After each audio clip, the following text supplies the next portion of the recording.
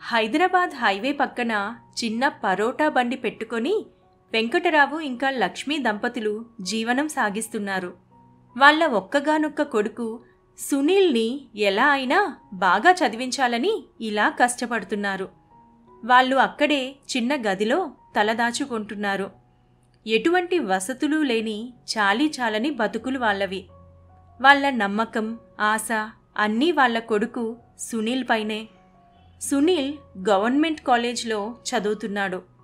Road పక్కన highway లైట్లోనే రాత్రిపూట చదువుకునేవాడు. పరోటాల కోసం పిండి పిసుకుతూ ఉన్న వాళ్ళ నాన్నని చూస్తూ సునీల్ ఇలా అంటాడు.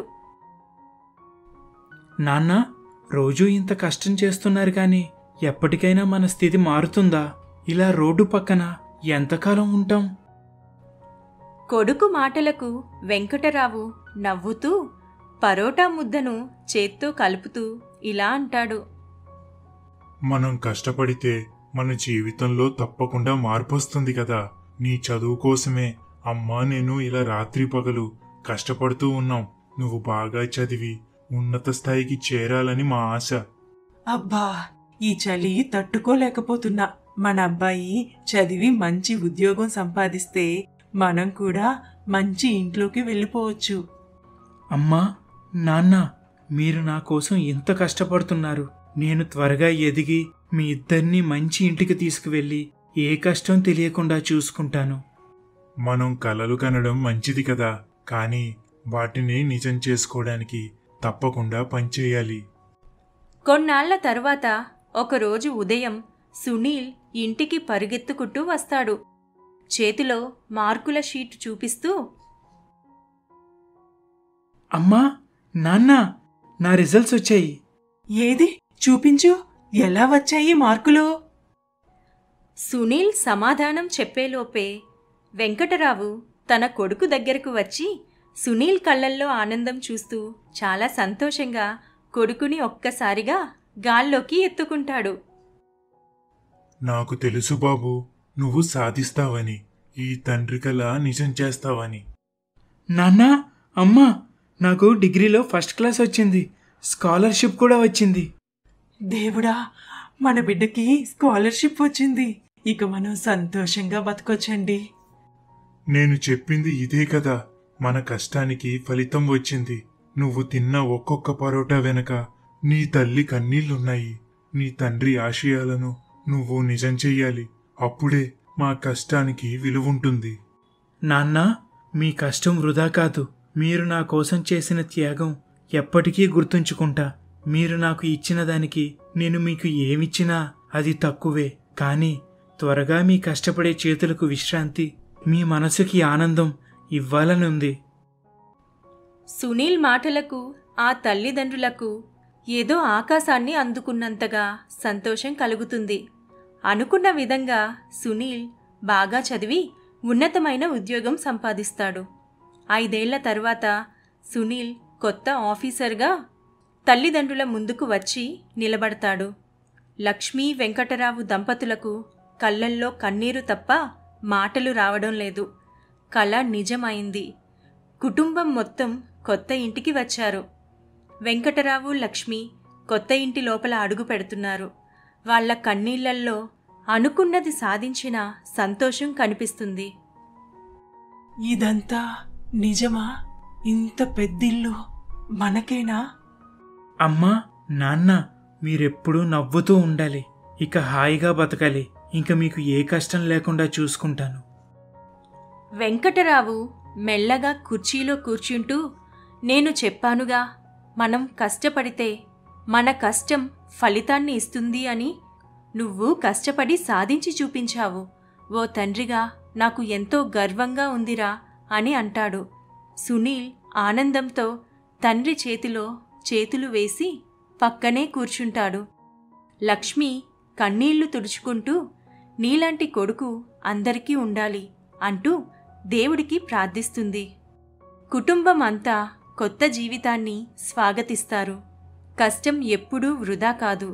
మనసారా పనిచేస్తే కలలు నిజమవుతాయి. రాజయ్యకి చిన్నప్పట్నుండి ఆహారం పట్ల చాలా ప్రీతి. ఎప్పుడు ఏం తినాలా అని ఆలోచిస్తూ ఉంటాడు. ప్రతి పూట రకరకాల వంటకాలు భార్యతో చేయించేవాడు. భర్తకి వండి పెట్టలేక సరళ చాలా తంటాలు పడేది. కోడలు వచ్చాక వంటగది తనకే అప్పజెప్పి తను పనుల నుండి విరమిస్తుంది. ప్రస్తుతానికి కోడలు గీతకి ఇంటి పరిస్థితి పూర్తిగా అవగాహన లేదు. అత్త వేస్తున్న ఎత్తులు కూడా గ్రహించుకోదు. ఆ రోజు రాత్రి తన భర్త కిషోర్కి అత్తమామలకి భోజనం వడ్డిస్తుంది. అమ్మా గీత, రేపు ఉదయం టిఫిన్కి ఏం చేస్తున్నావు? ఇడ్లీ పెడుతున్నాను మావయ్య గారు. అవునా? అదే చేత్తో చిన్న ఊతప్పం, కాస్త ఉల్లిపాయలు వేయమ్మా. కారం చట్నీ, పల్లీ చట్నీ అయితే బ్రహ్మాండంగా ఉంటుంది. మీ అత్తయ్య చేసే కొబ్బరి పచ్చడి చాలా రుచిగా ఉంటుంది. ఏమే, కోడలికి నేర్పించు. రేపు ఉదయాన్నే లక్ష్మమ్మతో పాటు గుడికొస్తానని చెప్పానండి. అయినా గీతకే వంటలు బాగానే చేస్తుందిగా. ఇప్పటిదాకా నా చేతి రుచి తిన్నారుగా, ఇక మీ కోడలి వంట రుచి కూడా చూడండి. ఆ అమ్మాయికేం బాగా వండుతుంది. తల్లి గీత, ఓ 2 గుడ్ల ఆమ్లెట్లు కూడా వెయ్యమ్మా. బా, ఎన్ని తింటావు డాడీ? అది పొట్ట ఇంకేమన్నానా? ఏమిట్రా, చిన్నతనం నుండి అలా తిన్నాను కాబట్టే ఇంత గట్టిగా ఉన్నాను. అమ్మా, వీడికి కూడా శుభ్రంగా భోజనం పెట్టమ్మా. తిండంటే ఆమడ దూరం పారిపోతున్నాడు. ఏంటి ఇంత తింటారా అని మనసులో అనుకున్నా సరేనంటూ తలూపుతుంది గీత. పాపం అడిగారు కదా అని మామయ్య గారు అడిగినవన్నీ చేసి పెడుతుంది. టిఫిన్ల పనులు పూర్తయ్యేసరికే 11 అవుతుంది. ఇక వెంటనే మధ్యాహ్నం భోజనానికి సిద్ధం చేస్తుంటే మళ్ళీ మామయ్య గారు వచ్చి, అవును గీత, ఏంటి కుక్కర్ పెట్టావు? కొంపతీసి పప్పు గాని చేస్తున్నావా ఏంటి? అవును మావయ్య గారు. ఏ, మీకు పప్పు ఇష్టం లేదా? పోనీ ఇంకేమైనా చేస్తాను. ఛా, అదేం కాదు. పప్పుతో పాటు బంగాళదుంప వేపుడు, క్యాబేజీ పకోడీ ఉంటే అదిరిపోతుంది. వేడి వేడి అన్నంలో అలా కాస్త నెయ్యి వేసుకొని తింటుంటే పా, ఆ రుచే వేరు. సరే మావయ్య గారు, మీకు ఇష్టమైనవన్నీ చేస్తానులేండి.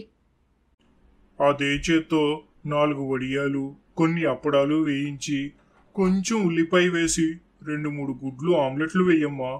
చాలు. నీకు కష్టంగా ఉంటే మీ అత్తయ్య సాయం కూడా తీసుకో. అదేం లేదు మావయ్య గారు, మీకు ఇష్టమైనవన్నీ నేనే చేసి పెడతానులేండి. ఆ మాటలు వింటూ అప్పుడే ఇంటికి వచ్చిన సరళ కాళ్ళు నొప్పులంటూ గదిలోకి వెళ్ళి పడుకుంటుంది. పాపం మామయ్య గారు నోరు తెరిచి మరీ అడుగుతున్నారని అడిగినవన్నీ సంతోషంగా చేసి పెడుతుంది. పూట పూట అలా రాజయ్య అడిగినవన్నీ వండి పెడుతూ అలా వంటగదిలోనే ఉండిపోయేది గీత.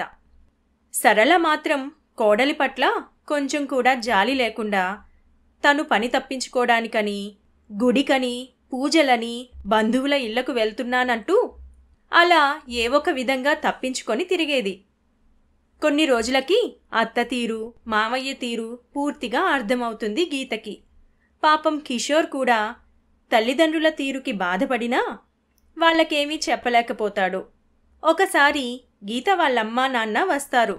గీత అలా రోజంతా వంటగదిలోనే ఉండిపోవడం చూసి గీత వాళ్ళమ్మ కుమారి, ఏమిటి తల్లి, ఏదో 10 మందికి వండుతున్నట్లు రోజంతా ఇన్ని రకాలు వండుతూ అలా వంటింట్లోనే ఉండిపోతున్నావు. మధ్యాహ్నం పూట కాస్త రెస్ట్ తీసుకో. సాయంత్రం పూట అలా నీ భర్తతో పాటు బయటకు వెళ్ళు. ఇలా వంటగదే లోకమైపోతే నీ ఆరోగ్యం పాడవటమే కాదు, నీ మెదడు కూడా పనిచేయదు. ఏం చేయాలమ్మా, పాపం మావయ్య గారు భోజన ప్రియులు. చిన్న పిల్లాడిలా వచ్చి నోరు తెరిచి అడుగుతారు, కాదని ఎలా అంటాను? అత్తయ్యేమో ఇన్నాళ్ళు ఇవన్నీ చేసి అలసిపోయాను అని, ఇక ఈ బాధ్యత అంతా నీదే అని చిన్న పని కూడా చేయకుండా తప్పించుకుంటూ తిరుగుతారు. పాపం ఆయన కూడా ఇదంతా చూసి బాధపడినా ఏమీ చేయలేకపోతున్నారమ్మా.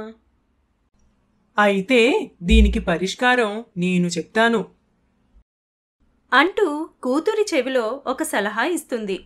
గీత కొన్ని రోజుల తర్వాత వాళ్ళమ్మ చెప్పిన ప్లాన్ ఆచరణలో పెడుతుంది. పూజారి గారితో మాట్లాడి ఇంటికి పిలిపించి వాళ్ళ సంసారంలో ఏదో దోషముందని, తను తన భర్త కలిసి కొన్ని రోజులు కొన్ని వ్రతాలు పూజలు చేయాలని చెప్పిస్తుంది. ఉదయం పూట పూజ గదిలో పూజలు, సాయంత్రం భర్తతో కలిసి గుడికి వెళ్తున్నట్లుగా షికార్లు చేసేది గీత. ఇక చేసేదేమీ లేక సరళ ఆటలు కట్టిపెట్టి వంట పనులు చూసుకుంటుంది. రాజయ్య ఏమాత్రం తగ్గకుండా నచ్చినవన్నీ వండించుకుంటూ ఉంటాడు.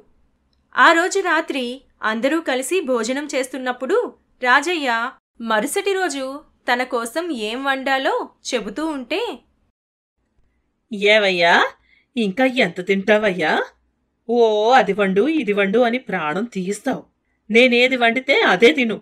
ఇన్ని రకాలంటే చెయ్యడం నా వల్ల కాదు. పోన్లే, నీకు తోచినట్టే చెయ్యి. ఉన్న దాంట్లోనే సరిపెట్టుకుంటాను. ఇన్నాళ్ళకి మంచి మాట అన్నావు నాన్న. మననే కాళ్ళు చేతులు తిమ్మిర్లు అన్నావు. ఇలానే మితిమీరి తింటూ పోతే ఆరోగ్యం పూర్తిగా పాడైపోతుంది. చూసుకో మరి. అవునమ్మా, గీత రోజు వంటగదిలోనే ఉండిపోతూ అన్ని రకాలు వండి పెడుతుంటే ఏవీ మాట్లాడలేదు. ఇప్పుడు నువ్వు చేస్తుంటే అంత విసుక్కుంటున్నావు. మరి విసుగు రాదారా? ఆయనతో ఇప్పుడా ఏంటి?